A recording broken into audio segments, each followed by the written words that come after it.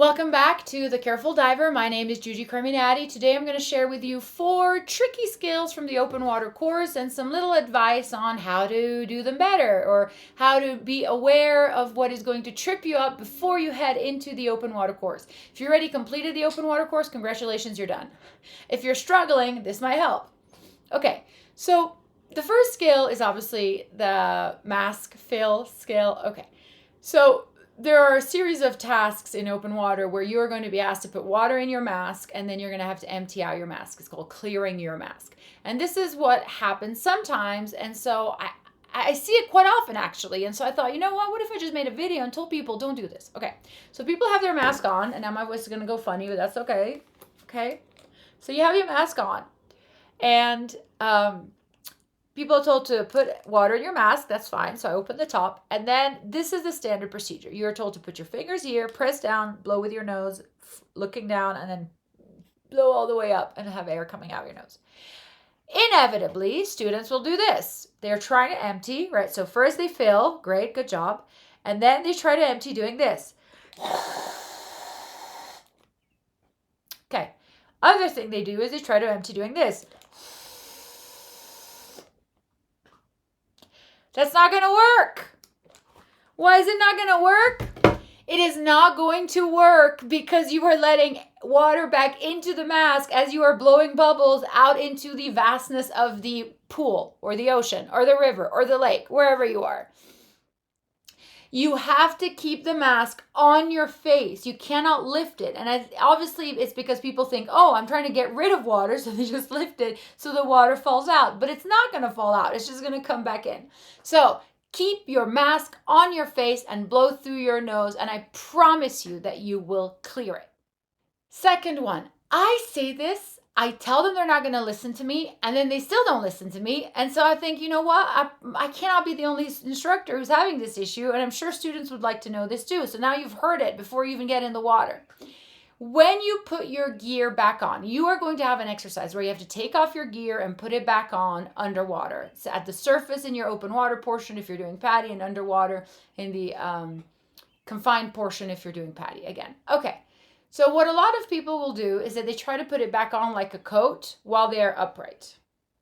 That's not going to work. What you need to do is that you need to stay on your back, laying down on your BCD, staring at the surface. You put on your cummerbund. You close whatever you have around your waist, whatever strap, whatever buckle, whatever cummerbund you have. Once that's secured, you can come back up and be more upright to get the rest of your gear on. Preferably you want to be horizontal, but this is a beginner course, right? But what people will do is that they will take off their gear and then they'll immediately try to go upright. And you know what happens to your BCD? It starts floating up, and then it becomes impossible to grab it and get it back on, and then you're struggling to find all of your straps behind you. So, advice, stay on your back until you have secured the waist portion of your BCD. Number 3, the CISA. A lot of people find the CISA challenging, and I think part of it is because of the way it is explained in the courses. The traditional idea is that people have to do for 30 seconds over 30 feet. And this CISA is the Controlled Emergency Swimming Ascent. When people do that, they will dump all of their air immediately and cannot get to 30 feet. I mean, it's just the way it is. It's misleading to tell people that you can do that physically. Some people can, but that is a very large lung capacity. So when you are thinking about the CISA, I want you to think about it not as a but more as a right? You're going to want to have that regulator vibrating so that your instructor can feel it. You want to have a trickle of bubbles coming out. But it doesn't have to be a massive exhalation of bubbles. It can be a continuous flow of bubbles. What you have to be doing is allowing the air to be released from your regulator. You do not want to trap it because you're avoiding barotrauma. That is the goal of the exercise. So when it comes to CISA, think small. Small sounds, sound bubbles, but consistent, continuous sounds and bubble. 4, this one is a little bit tricky, and so I figured, you know what, I'll share it with you guys. It's how to disconnect your LP hose when it is under pressure. And here is the issue. Here is my handy dandy LP hose. All right, we have the LP hose and you have my inflator.